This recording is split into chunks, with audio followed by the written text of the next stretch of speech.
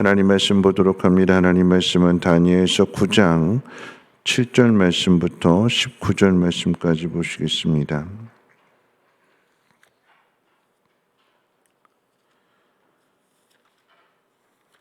하나님 말씀 다니엘서 9장 7절 말씀부터 19절 말씀까지 한 절씩 교독으로 읽도록 하겠습니다. 주여, 공의는 주께로 돌아가고 수치는 우리 얼굴로 돌아옴이 오늘과 같아서 유다 사람들과 예루살렘 거민들과 이스라엘이 가까운 곳에 있는 자들이나 먼 곳에 있는 자들이 다 주께서 쫓아내신 각국에서 수치를 당하여 싸우니 이는 그들이 주께 죄를 범하였음이니이다.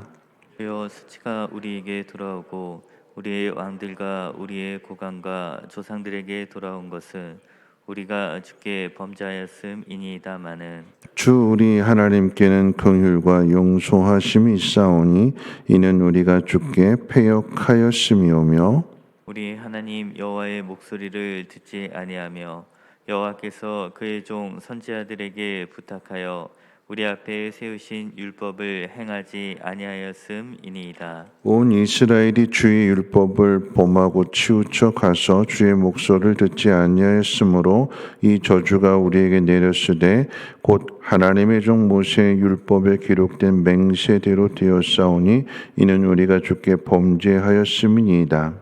주께서 큰 재앙을 우리에게 내리사 우리와 및 우리를 재판하던 재판관을 처사하신 말씀을 이루셨사오니 온 천하에 예루살렘에서 일어난 일 같은 것이 없나이다. 모세 율법에 기록된 대로 이 모든 재앙이 이미 우리에게 내렸사오나 우리는 우리의 죄악을 떠나고 주의 진리를 깨달아 우리 하나님 여호와의 얼굴을 기쁘게 하지 아니하였나이다. 그러므로 여호와께서 이 재앙을 간직하여 두셨다가 우리에게 내리게 하셨사오니 우리의 하나님 여호와께서 행하시는 모든 일이 공의로우시나 우리가 그 목소리를 듣지 아니하였음이니이다. 강한 손으로 주의 백성을 애굽 땅에서 인도하여 내시고 오늘과 같이 명성을 얻으신 우리 주 하나님이여 우리는 범죄하였고 악을 행하였나이다. 주여, 구하옵나니 주는 주의 공의를 따라 주의 분노를 주의 성 예루살렘 주의 거룩한 산에서 떠나게 하옵소서. 이는 우리의 죄와 우리 조상들의 죄악으로 말미암아 예루살렘과 주의 백성이 사면에 있는 자들에게 수치를 당함이니이다. 그러하온즉 우리 하나님이여 지금 주의 종의 기도와 간구를 들으시고 주를 위하여 주의 얼굴 빛을 주의 황폐한 성소에 비치시옵소서. 나의 하나님이여 귀를 기울여 들으시며 눈을 떠서 우리의 황폐한 상황과 주의 이름으로 일컫는 성을 보옵소서.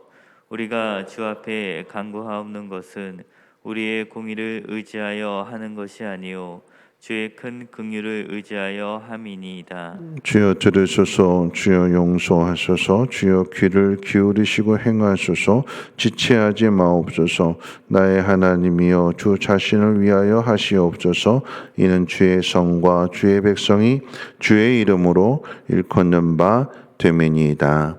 아멘.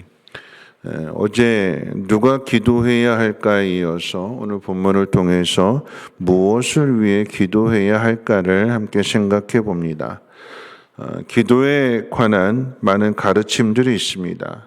기도하는 사람이 낙심하거나 의심하지 말아야 한다고 합니다. 어제 신방 가수도 말씀을 잠깐 전했는데 우리가 기도할 때 언제 낙심하고 또 언제 의심하게 될까요? 기도의 응답이 빨리 이루어지지 않을 때 낙심하고 의구심을 갖게 됩니다. 예를 들어서 남편이든 아내든 자녀든 하나님께 돌아오기를 간절히 기도했는데도 하나님께서 들어주시지 않을 때 실망하게 되고 또 그래서 기도가 멈추게 되는 거죠. 왜 하나님께서 오랫동안 그렇게 기도했는데 그 기도에 응답을 주시지 않을까요? 우리는 실망하게 되는데 뒤집어서 생각하게 될 때 제가 어제 그런 말씀을 드렸어요. 기도는 하나님의 마음을 나타내는 게 기도라고 그랬어요. 그러면 우리는 하나님 안 들어주셔서 실망하고 포기하려고 하는데 오히려 그것을 통해서 하나님은 포기하시지 않는다. 부모가 자녀를 위해서 또는 남편이 아내를 위해서 아내가 남편을 위해서 계속해서 기도하는 것. 계속해서 세상 길로 가고 전혀 요동도 않는데 근데 포기하지 않고 기도한다라고 하는 것은 하나님이 포기하지 않는다라고 하는 것을 기도하는 사람을 통해서 나타내 주시는 거잖아요. 나중에 돌아오게 되었을 때 이런 나를 위해서 부모님이 나를 위해서 이렇게 기도했구나. 그럼에도 불구하고 이런 나를 위해서 부모님이 이렇게 희생했구나. 그 모든 것들을 아끼지 않고 나를 위해서 다 내어주었구나라고 하는 것을 뒤에 가서 깨닫게 될 때 그게 하나님의 마음인 거잖아요. 안 들어주시는구나 하고 포기할 것이 아니라 그 일들을 통해서 하나님의 마음을, 하나님의 사랑을 우리가 나타내야 된다라고 하는 것입니다. 다니엘은 예레미야의 서책을 읽고 하나님이 약속하신 때가 거의 다 다른 것을 70년의 기한이 거의 다 찬 것을 알고 기도를 시작했다고 그랬어요. 어떤 기도를 했을까요? 오늘 본문에 기록된 내용을 보면 다니엘의 기도 가운데 반복해서 등장하는 단어가 있습니다. 그 단어는 하나님의 공의입니다. 하나님의 공의. 하나님은 공의로우시다. 하나님은 공의로우시다. 하나님 공의로우신 하나님이실까요? 하나님 공정하신 하나님이실까요? 모든 것이 다 잘 되는 사람에게는 하나님 공의로우신 하나님이고 공정하신 하나님이 되는데 모든 것이 힘들어지고 어려움을 당하는 사람에게 있어서는 공의로우신 하나님이 아니에요. 이스라엘 백성의 입장에서 이야기한다면 바벨론 포로로 잡혀오게 된 상황에 비추어서 생각해 본다면 하나님은 공의로우신 하나님이 아니에요. 자신들의 죄를 깨닫고 우리는 벌을 받아 마땅해 저주받아 마땅해 이렇게 생각할까요? 아니죠. 유다에서 예루살렘에서 바벨론으로 강제로 이주를 당했고 강제로 노동을 해야 되고 더 나아가서 민족의 차별을 당하고 핍박을 당하는 그런 현실을 살아가게 될 때에 왜 하나님이 우리에게 이렇게 하시나? 하나님에 대한 원망, 하나님에 대한 불평이 그 마음에 자리 잡을 수밖에 없고 그러면 하나님은 공의로우신가? 아니다. 하나님은 공의로우시지 않다. 공정하시지 않다. 결국 하나님은 공의로우신 분이다라는 사실을 인정하지 않게 될 때 기도가 멈추게 되는 거예요. 반면에 다니엘은 더 어려서 잡혀왔어요. 다른 사람들은 유다가 망하고 난 뒤에 587년에 잡혀왔지만 다니엘은 주전 605년 망하기 거의 30년 전에 먼저 끌려왔어요. 어린 나이에. 하나님에 대해서 더 억울하게 하고 억울한 마음을 가질 수 있고 하나님에 대해서 더 원망 불평할 수 있는데 그런데 하나님께서 이 다니엘에게 특별한 은혜를 부어주셨잖아요. 느부갓네살의 꿈을 해석할 수 있는 은혜, 벨사살이 경험하게 된 손가락이 나타나서 메네메네 대계를 우바르신 그 글씨를 해석해 줄 수 있는 또 사드락 메삭 아벳느고를 통해서 풀무불 속에서 건져주시는 하나님의 그 놀라운 구원의 은혜 이런 모든 것들을 경험하게 되었고 총리 자리까지 오르게 되었을 때에 자신에게 베풀어 주신 그 은혜도 은혜지만 예레미야서의 그 말씀을 읽음으로 인하여 하나님께서 분명히 경고하셨고 선지자들을 통해서 말씀하셨는데 우리가 듣지 않았다, 거역했다, 불순종했다. 오늘 성경 표현 그대로 이야기한다면 모세와 약속했던 모세 앞에서 맹세했던 우리가 하나님 백성이 되어서 하나님 말씀을 지키겠습니다.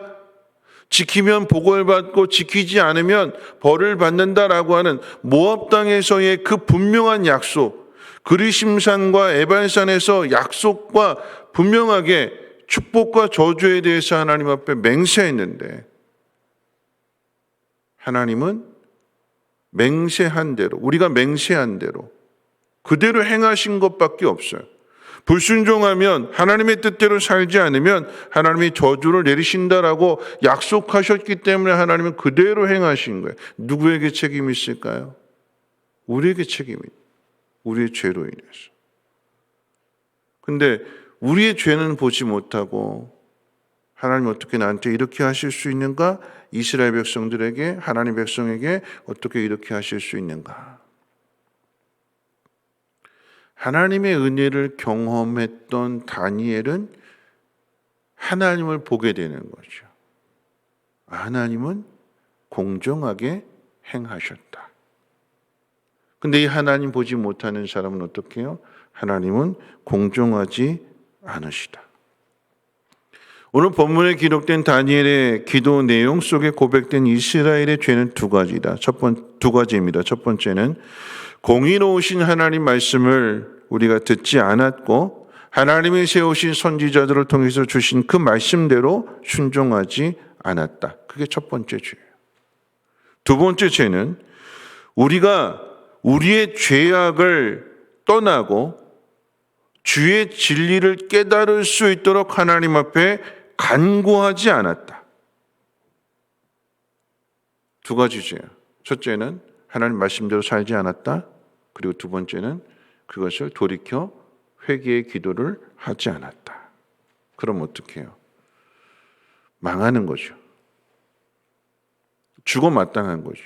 하나님 앞에서 죄를 범하였는데 돌이키지도 않고 오히려 하나님에 대해서 원망하고 불평하는 마음을 갖고 하나님 불공정하시다, 공의롭지 않다 하는 마음을 갖는다라고 하면 그러면 당연히 그것은 죽어 마땅한 죄입니다.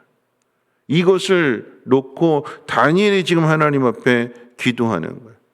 그런데 다니엘이 기도하는 그 기도의 내용 속에 보면 하나님의 또 다른 공의의 호소를 하고 있습니다.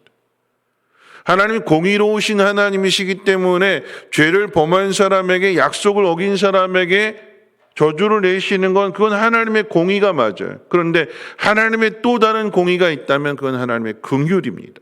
그래서 오늘 말씀 18절 말씀 우리 같이 한번 읽어볼까요? 18절 말씀입니다. 시작.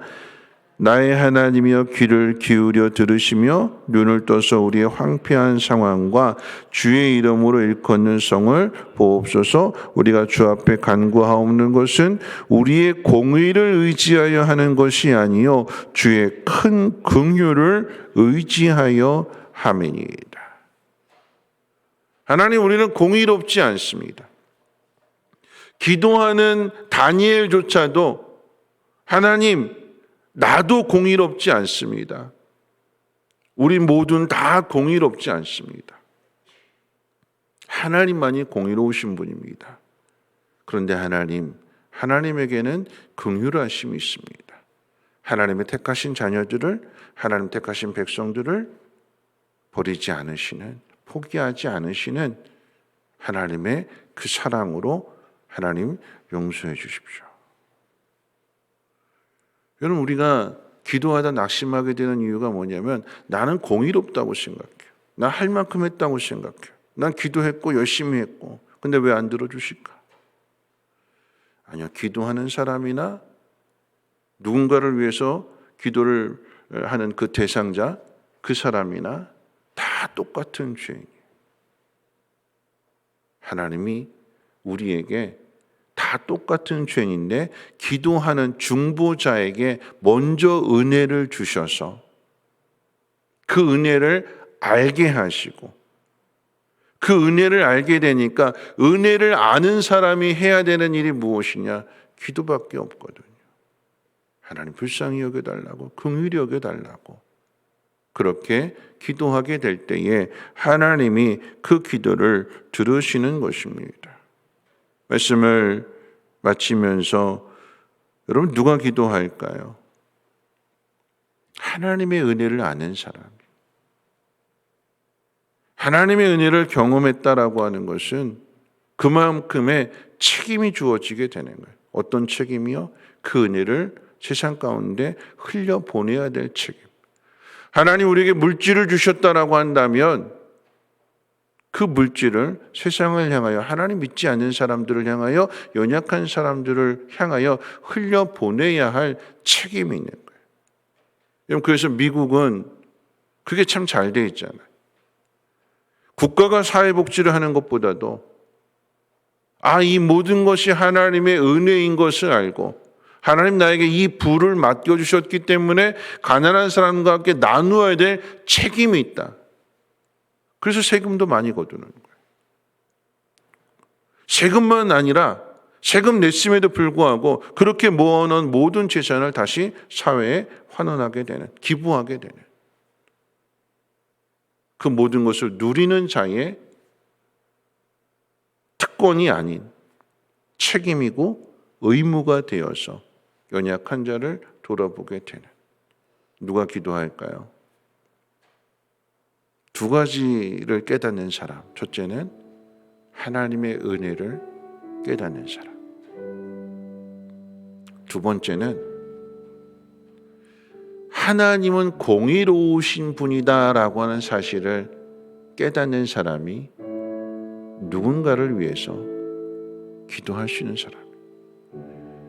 내 이 가슴 속에서 이 조그만 요 가슴이 얼마나 될까요?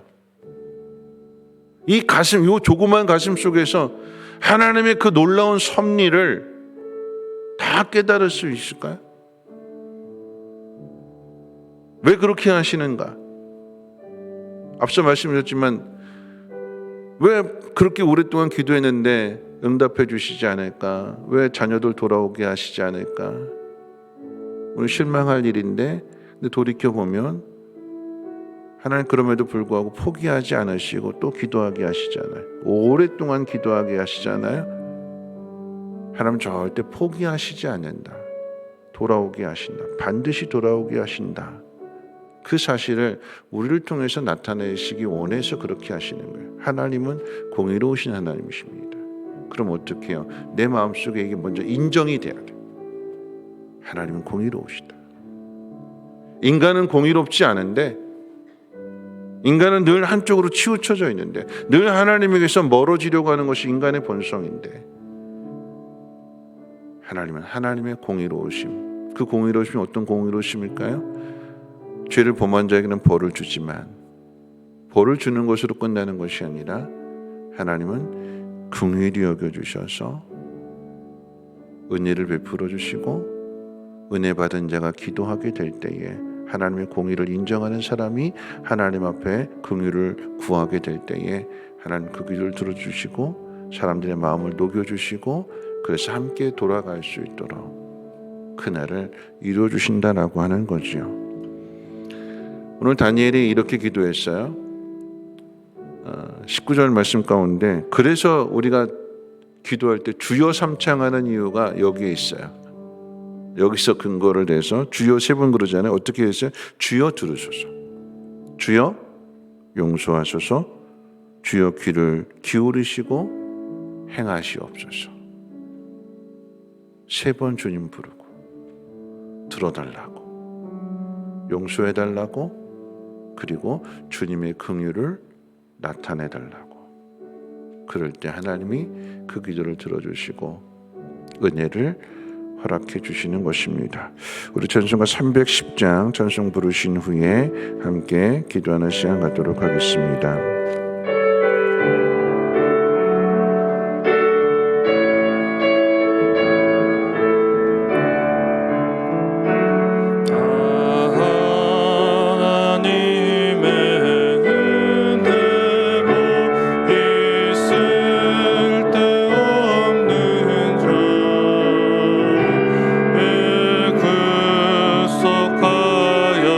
주는 길 나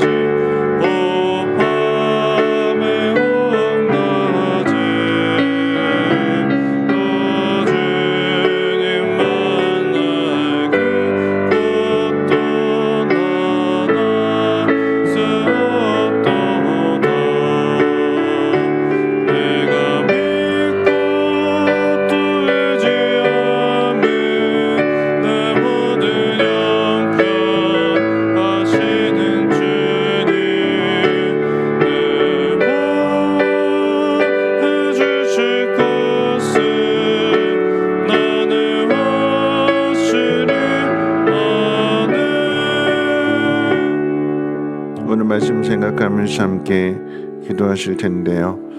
하나님의 은혜를 아는 사람이 해야 될 일들은 기도하는 일입니다. 그런데 우리가 기도하기 위해서 누군가를 위해서 기도하는, 의로운 사람이 악인을 위해서 기도하기를 원하고 믿음 있는 사람이 믿음 없는 사람을 위해서 하나님은 우리가 기도하는 사람이 되기를 원하시는데, 그런 기도를 하기 위해서는 먼저 우리 마음속에 하나님 공의로우신가? 상황이 어떤 상황이든지 간에 하나님은 공의로우신 분이다라고 하는 것을 내가 먼저 인정하게 될 때에 하나님이 그 공의를 따라서 하나님의 뜻을 구하게 되는 것이고, 하나님 들어주십니다. 하나님, 우리를 긍휼히 여겨주셔서 하나님의 이름을 위하여 예루살렘 성을 용서해 주시고 하나님 그 백성들을 용서해 주십시오 할 때 하나님 들으시고 하나님 다시 돌아오게 하시는 것입니다. 때가 차서 그냥 저절로 돌아오는 것이 아니라 때가 이르기 전에 반드시 하나님을 인정할 수 있는, 하나님의 공의로우심을 인정할 수 있는 그 고백을 통하여서 하나님의 영광을 나타내며 그 모든 것이 회복되기를 위해서 우리 함께 통성으로 하나님 앞에 기도합니다. 거룩하신 하나님, 우리의 기도가 멈춰지지 않기를 원합니다. 실망하지 않기를 원합니다. 하나님은 공의로우신가 의심하지 않기를 원합니다. 하나님을 믿는 믿음 안에서 하나님의 공의로우심을 생각하게 하시고 나에게 베풀으신 은혜를 기억하면서 또 하나님 말씀을 듣고 하나님 말씀을 깨달으면서 하나님의 공의를 생각하게 하여 주시고, 또한 하나님 우리의 죄를 보게 하시며 하나님의 긍휼에 하나님 간절하게 기도할 수 있는 하나님 그 기도를 들어주시고 하나님 응답해 주시옵소서. 하나님, 믿음 있는 사람이 믿음 없는 사람을 위해서 기도하기를 원합니다. 믿음 있는 부모가 세상 길로 가는 자녀들을 위해서 포기하지 않고 끝까지 기도하기를 원합니다. 하나님은 그 기도를 들어주시고 응답하시며 하나님의 사랑을 나타내 주십니다. 포기하지 않는, 끝까지 사랑하시는 그 하나님의 사랑을 하나님 은혜 받은 자를 통하여, 기도하는 자를 통하여 나타내 주시오니 하나님의 마음을 전할 수 있는 우리 모두가 되게 하옵소서. 하나님, 주여 들어주시고 주여 용서해 주시고 주여 귀를 기울여 들어주시고 하나님 우리를 돌아갈 수 있도록, 다시 모든 것이 회복되어질 수 있도록 하나님 행하여 주시고 나타내 주시옵소서.